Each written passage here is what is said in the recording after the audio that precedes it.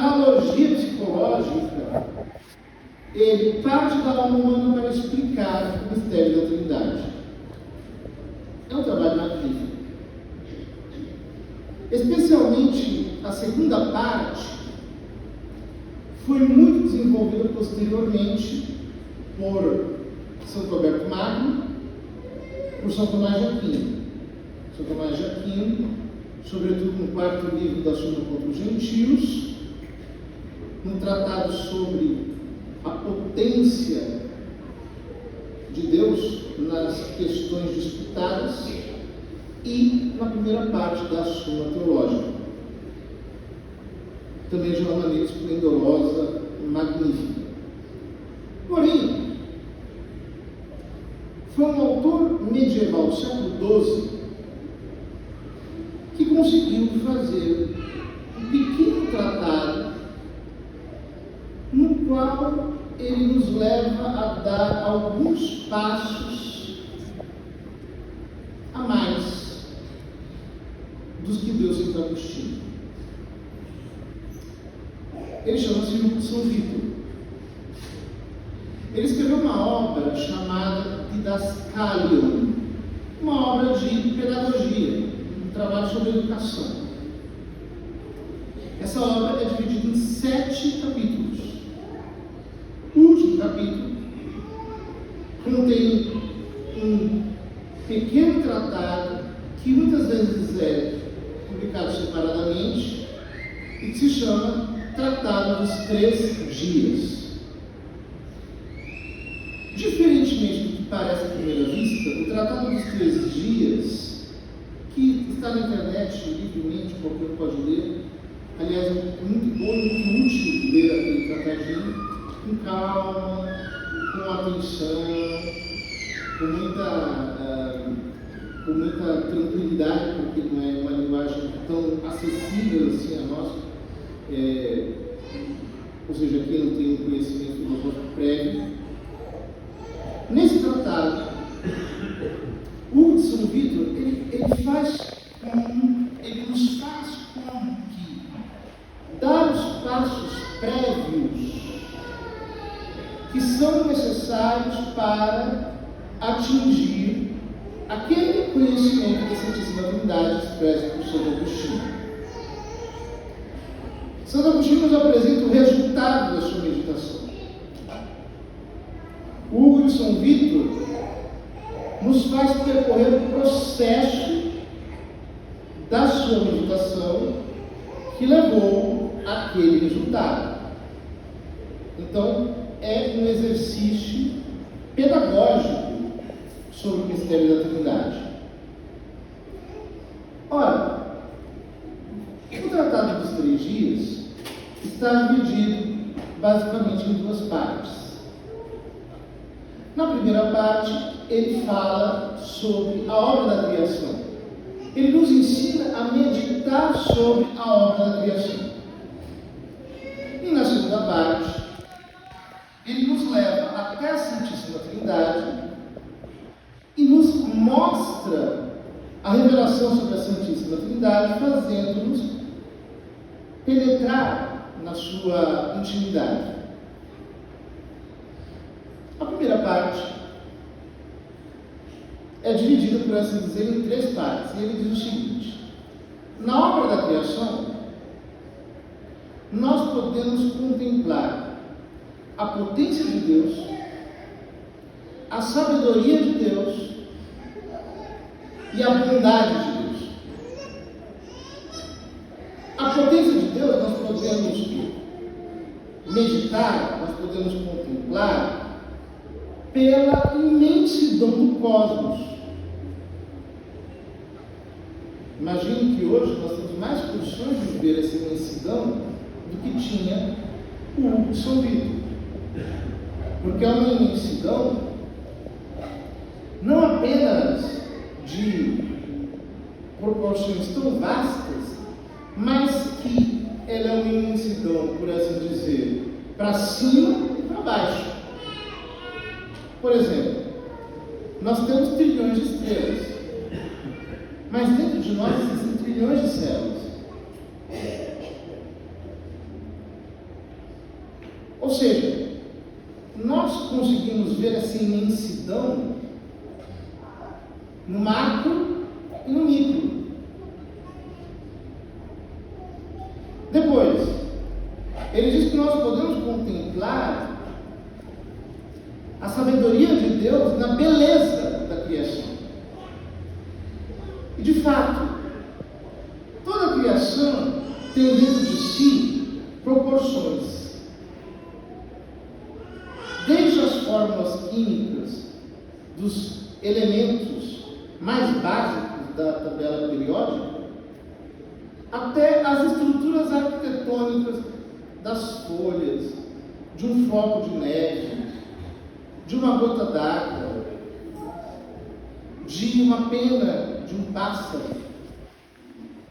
Por exemplo, nós examinamos uma pena de um pássaro e vemos que obra admirável aquela, com uma arquitetura tão perfeita, com linhas tão definidas, com uma impermeabilidade tão bem calculada. Essa é a beleza da criação. E nela se revela a sabedoria de Deus. E por último, nós podemos ver a bondade de Deus na utilidade das coisas criadas. Porque as coisas criadas são úteis. Não é admirável, por exemplo, que nós tenhamos sede e que exista água para matar essa sede? Que nós tenhamos fome e que exista uma quantidade incomensurável de alimentos que podem ser incutidos por nós? E isso, mesmo uma criança recém-nascida é capaz de perceber. Ela succiona e o leite materno vem. Para essa inclinação existe uma correspondência na realidade. Então, ele conclui dizendo duas coisas importantes. Primeiro, que dessas três revelações naturais de Deus, a sua potência, a sua sabedoria e a sua bondade, aquela que é mais visível é a sua sabedoria. E de fato é. Porque basta olhar para o cosmos e perceber que existe uma inteligência nele. Ele é regido por leis que nós descobrimos, que não fomos nós que impomos. Ele se desenvolve de acordo com um esquema, com pautas, que nós apenas conseguimos descobrir. Mas ele diz mais. Se pela sabedoria nós buscamos todas as criaturas e nós nos perguntamos qual delas está mais próxima de Deus dentre as criaturas visíveis, então nós temos o homem. Porque o homem é um ser racional. Ou seja, ele executa uma operação que transcende os limites da matéria. Uma operação, portanto, que é espiritual. E justamente aí, ele chega no ponto em que chegou o Santo Agostinho e nos faz começar a entrar no mistério da Trindade. Porque ele diz: todos nós percebemos que nós existimos. Portanto, a nossa existência, o nosso ser, não é algo que nós criamos, é algo que nós conhecemos. Nós percebemos, portanto, como um objeto em nós, como algo que é diferente da nossa percepção. O pessoal da neurociência é muito doido às vezes, porque eles querem dizer o seguinte, que a única coisa que nós temos é a nossa percepção. Porém, isso de certo modo é verdade, mas toda percepção é a percepção de algo. E se eu consigo perceber o meu ser Se eu consigo perceber a minha existência, estou percebendo um fundo no qual essa percepção está. Ora, se eu consigo perceber a minha existência, eu consigo conhecer a mim mesmo. E eu conheço a mim mesmo através de um ato do meu intelecto. Ou seja, eu me conheço. E o conhecimento que eu tenho de mim se dá num instante.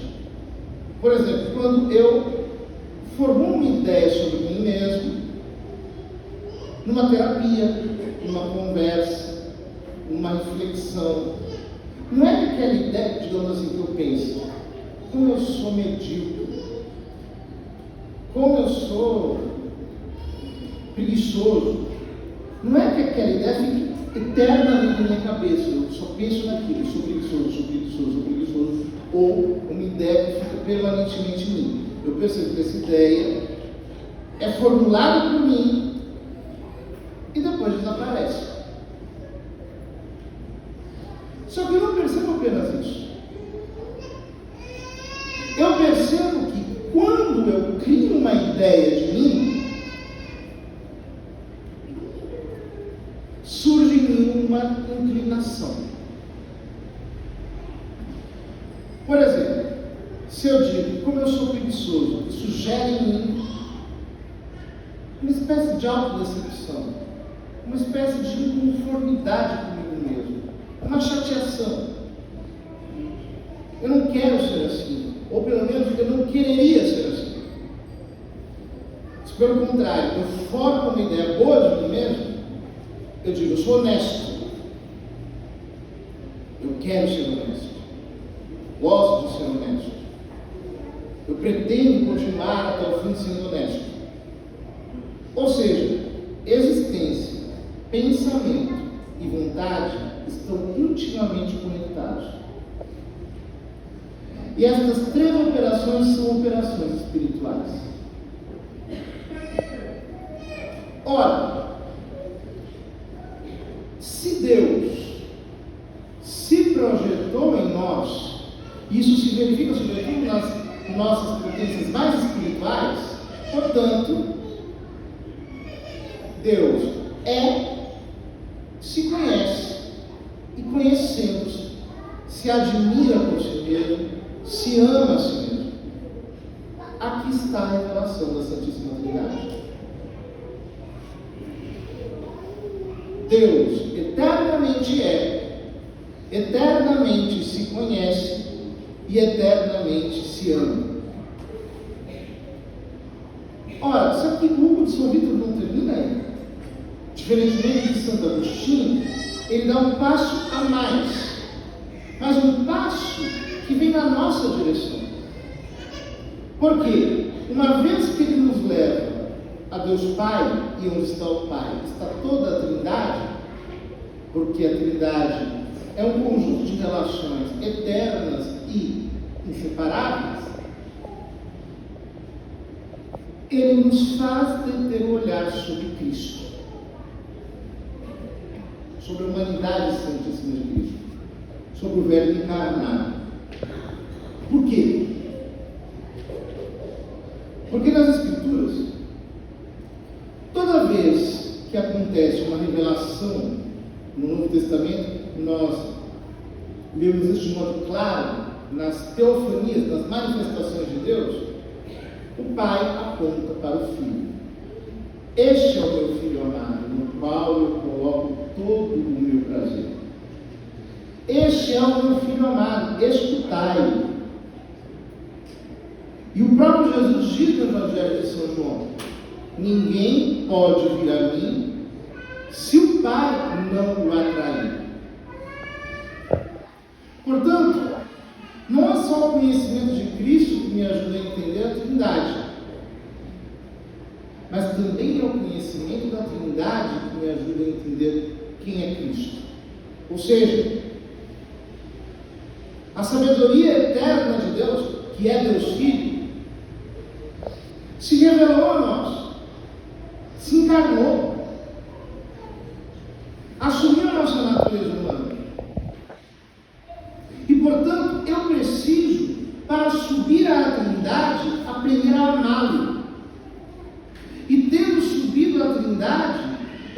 aprender em Cristo a descobri-la.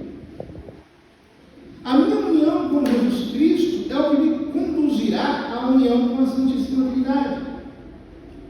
E a união com a Santíssima Trindade não se dá sem que haja minha união com a humanidade Santíssima de Cristo. Esta é a via pela qual todos nós deveríamos percorrer o nosso caminho de oração. Da humanidade de Cristo à Trindade, da Trindade à humanidade de Cristo. E nós deveríamos entender que Cristo, a sabedoria eterna do Pai, é a sabedoria que está por detrás de toda a obra da criação. E, portanto, é muito verdade aquilo que diz o livro dos Salmos: os céus proclamam a glória do Senhor e o firmamento anuncia a obra das suas mãos. O dia ao dia transmite essa mensagem, à noite publica essa notícia. Não são discursos, nem vozes ou palavras, não são vozes que possam ser ouvidas. O seu som se escuta em toda a terra. Quando nós abrimos os nossos olhos, o que nós temos diante de nós nos anuncia o mistério do Deus